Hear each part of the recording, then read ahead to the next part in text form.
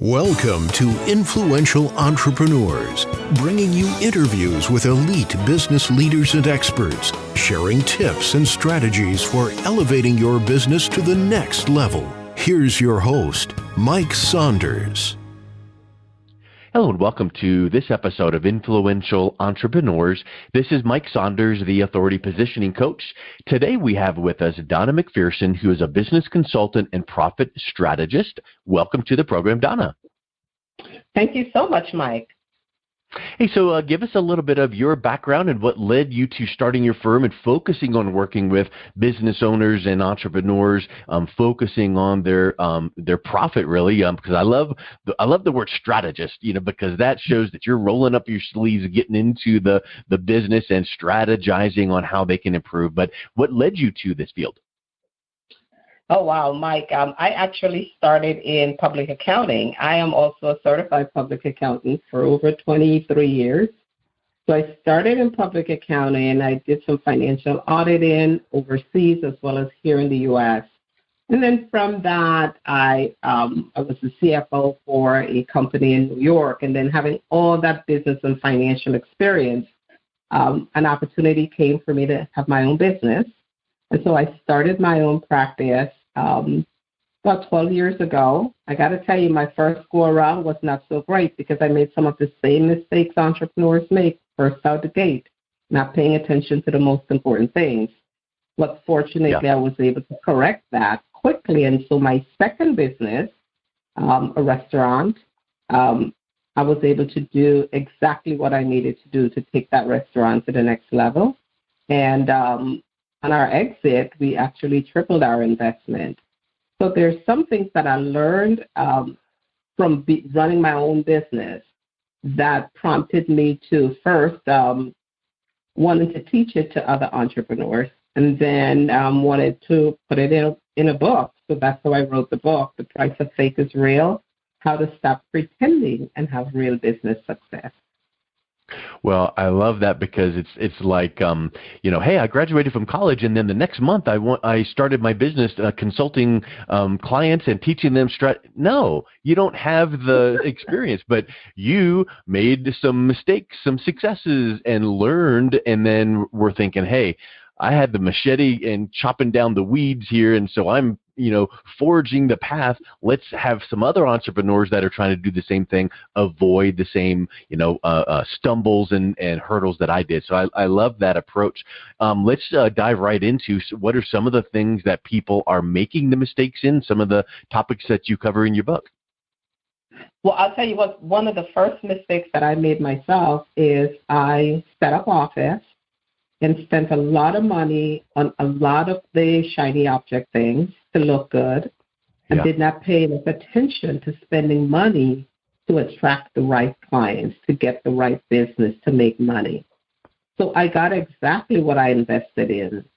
I looked good, but I didn't make money because I did not invest in making money. I invested in an image.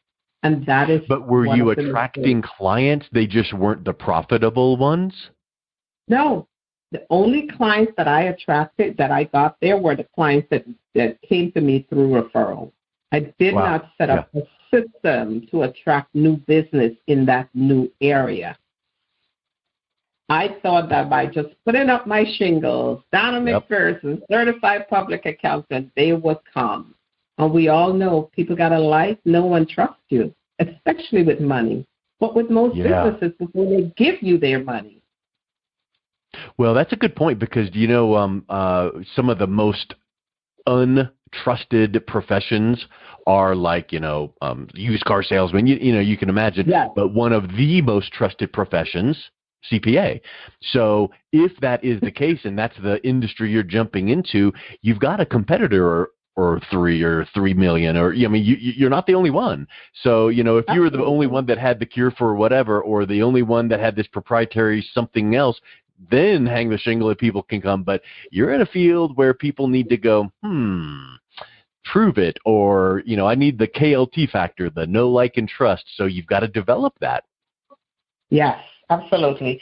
But one of the things that I believe that I do differently from traditional CPAs Most CPAs, they're great at, letting you know how you've done for the year, maybe giving you some projections and helping you with your taxes. Wonderful to have CPAs around.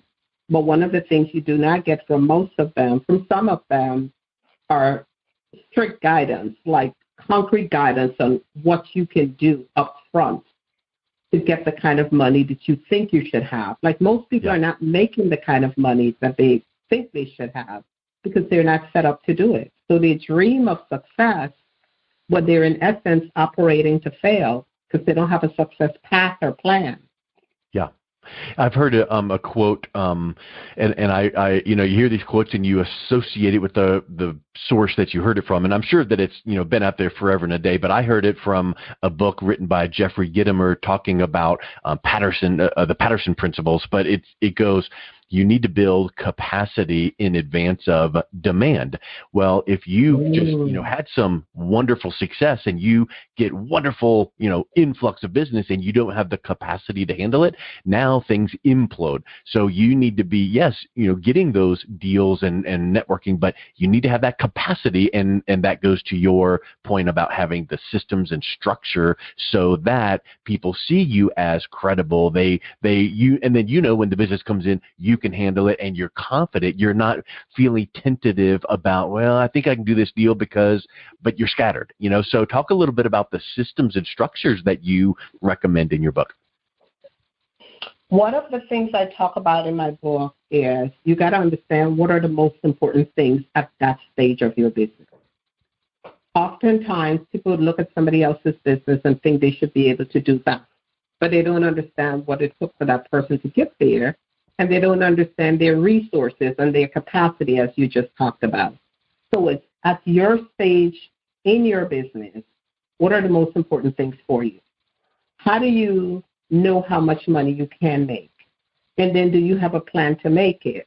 And then do you have a way of knowing when you're going off track and you're not going to make it?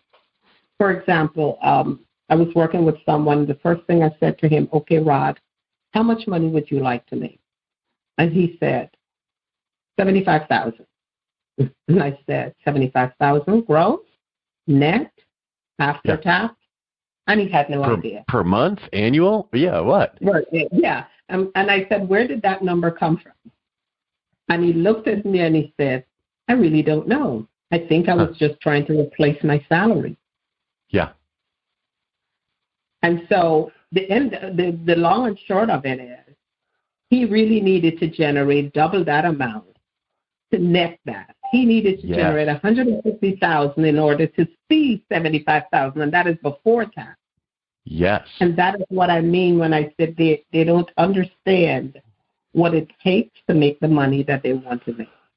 You see this so many times. I'm sure you're a avid student of Shark Tank, the best business teaching show. I mean, literally, we'll watch it as a family. I've got 4 kids, and we've watched it for years. But even several years ago when they were, 14, 16 years old, they would say, okay, and I'm asking for $100,000 for 20% equity, and I'm like, okay, so what's the business valuation? And they knew the calculation to go, $500,000, because just that math formula. But when you watch Shark Tank, and I know that what you just said there is so true, because people think, I grossed $1 million. We made $1 million last year. Hey, that's wonderful. But if you had a advertising budget of $900,000, you only have $100,000. And then furthermore, if you had rents and salaries of X, you might be under. So it doesn't matter about your top line. It matters. Money. It really doesn't matter. Now, guess what? You need to have that eye on the top line, because if you did $1 million, next year you need to do 1 point whatever. But it's all about what comes down at the bottom net, because that is what you can do something with.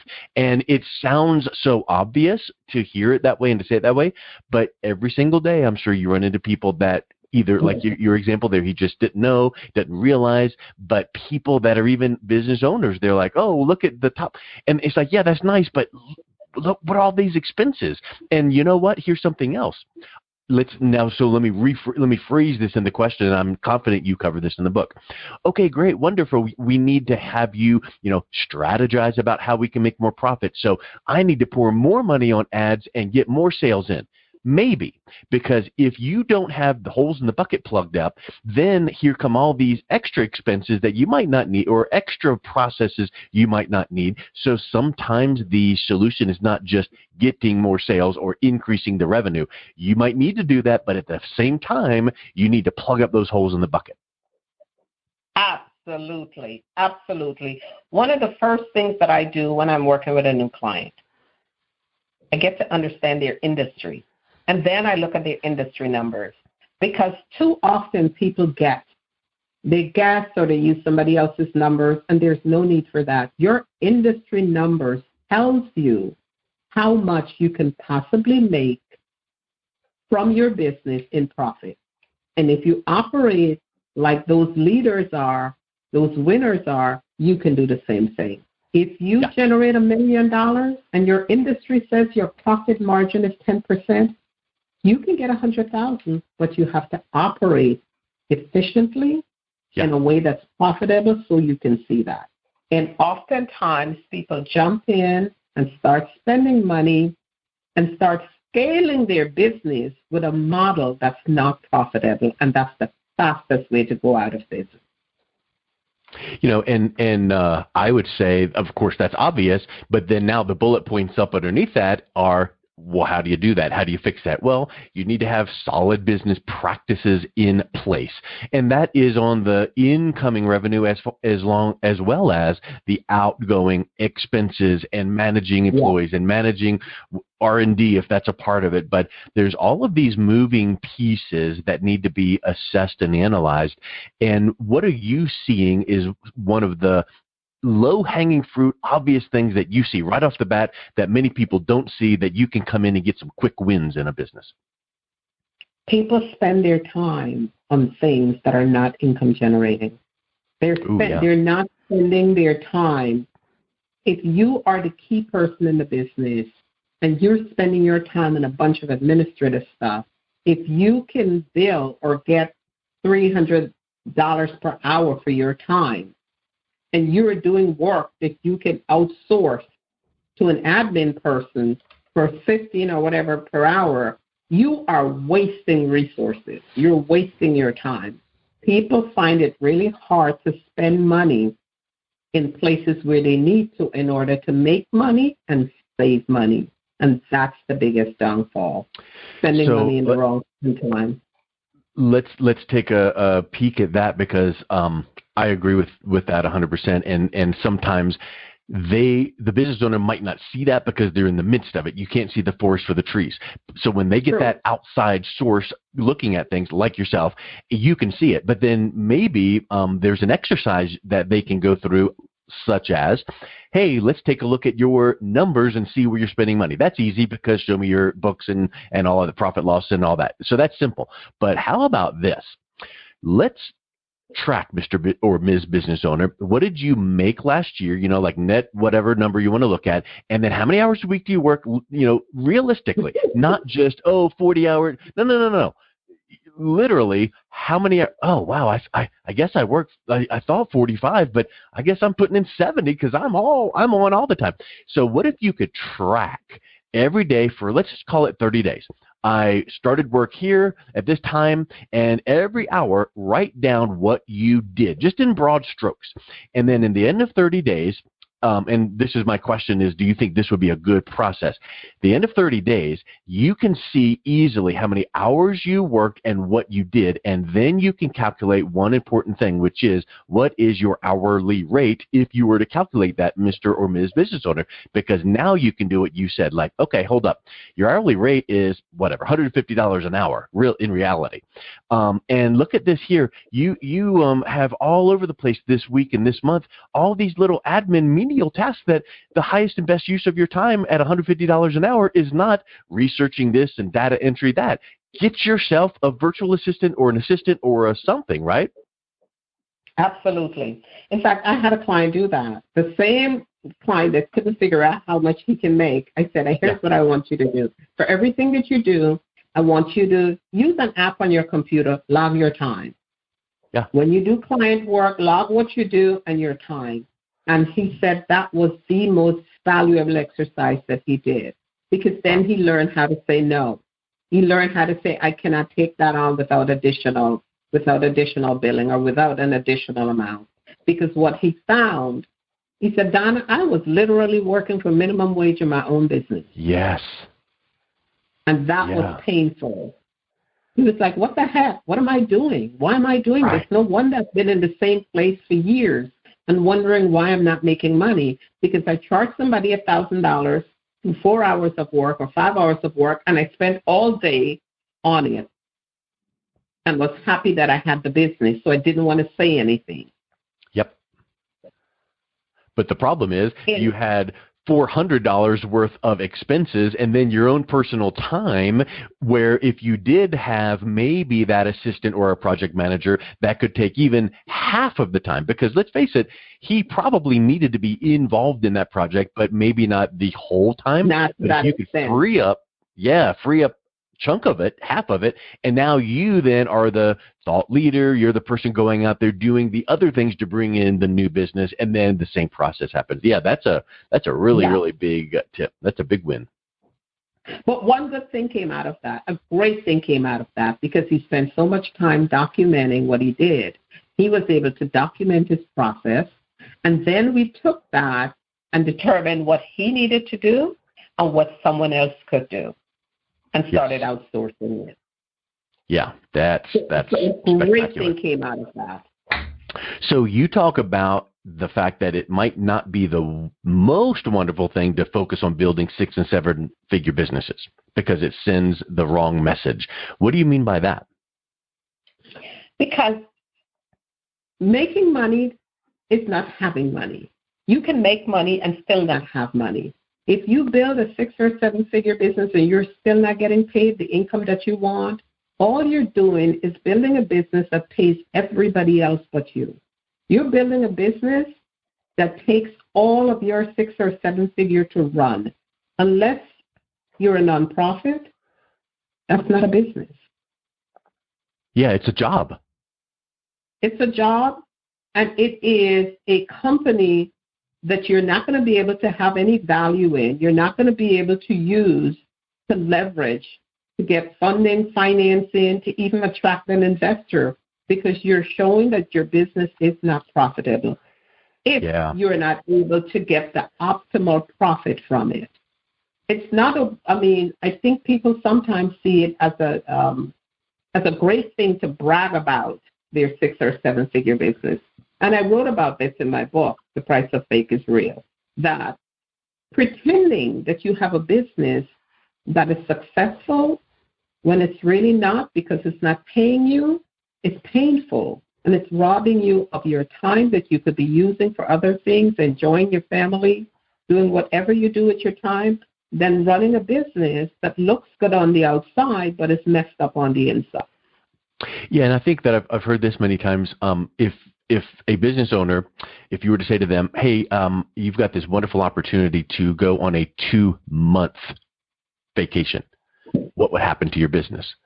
Many and most might say it would crumble because I'm part of every aspect and Well, if you have set things up the right way, building capacity in advance of demand, that concept and systems and things like that, you need to have someone that, you need to be the head of the business and guiding, but you also need to have people that, get new contracts in and onboard the contracts and project manager, make sure things get going and all of these things, so that if you stepped out for a month or two, you could actually take a vacation without, oh my word, what? Checking the phone or the email. So, I think that is such a big thing, and that, in fact, I interviewed Jim Muehlhausen, who he launched a new concept in a book called Half Retire, HALF. So he goes, so many people. Wow.